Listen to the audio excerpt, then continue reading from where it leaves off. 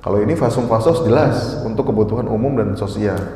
Tetapi banyak juga yang dari pemberian keluarga, pemberian orang tua misalnya. Dari orang tuanya diberikan kepada nazir wakaf. Kemudian nazir wakaf ya tidak ngelola atau tidak membiarkan saja. Oh ya udah penting kita jadikan masjid, lalu jadikan lembaga pendidikan.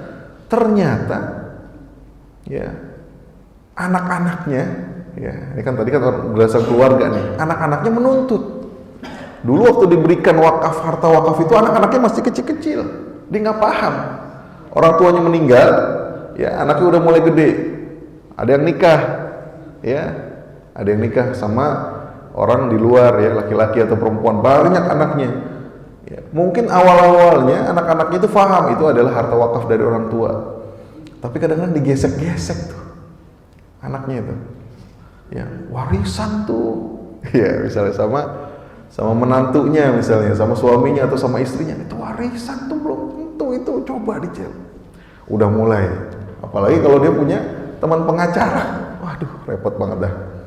Ya, dilihat, oh ternyata belum ada akteknya nih.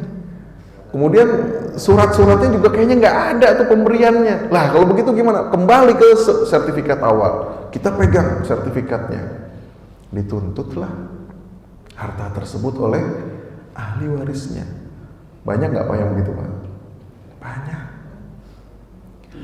Ini menjadikan niat orang tua, niat mulia orang tua yang pingin sekali mendapatkan pahala yang terus menerus, akhirnya terpotong oleh perilaku anaknya. Padahal orang tuanya udah paham banget nih, ya satu hadis yang ya idza mata ibnu adam in qata'a amaluhu illa min salas. Kalau manusia meninggal itu maka akan terpotong amalannya kecuali 3 perkara. Yang pertama adalah sedekah jariyah. Ini sedekah jariyah, dia pingin supaya nanti kalau mati, meninggal di dalam kubur, nggak bisa ngapa-ngapain, sedekah jariyahnya ini yang bisa membantu dia. Ternyata dipotong itu sama anaknya. Gara-gara orang tuanya nggak paham, kadang-kadang bukan nggak paham, dia nggak tahu. Namanya orang-orang dulu nggak tahu administrasi, ya pokoknya saya mau wakafin. Kebetulan kenal sama pengurusnya, kebetulan kenal sama kadesnya, kebetulan kenal sama KUA-nya. Ya, ini yang mengurus ya sekarang nih yang mengurus zakat itu, yang mengurus wakaf itu nggak jauh-jauh. Pak, kita belum ke BPN, KUA dulu. Ya, kades, kelurahan, kecamatan biasanya sama nazir dihadirkan semua tanda tangan. Ya, nggak perlu kita langsung misalnya ke kementerian, nggak perlu, nanti belakangan. Yang penting dia ada ikrar wakafnya dulu yang penting. Nah itu yang perlu kita perhatikan. Ya, jangan sampai niat orang tua yang mulia dan suci tersebut akhirnya dinodai oleh anak-anaknya yang misalnya digesek-gesek sama pasangannya yang nggak paham. Anaknya paham, nih Pak, nih anak-anak ya, waktu masih kecil dibilang ini ada, ini udah saya kasih. Ya, tapi yang namanya hawa nafsu itu timbul. Ya, kalau dia lagi perlu, lagi susah. Nah, ini bisa duitin ini. Apalagi sekarang nilainya tinggi. Nah, udah dah, ya digesek-gesek keluarga yang satu, digesek keluarga yang dua, ayo kita gugat ini. Apalagi orang-orang yang tuanya dulu udah nggak ada, sejarahnya udah habis tuh, yang nggak bisa menjelaskan dari awal. Dulu bapak lu begini, nah dulu nggak ada, udah meninggal. Sekarang generasi baru.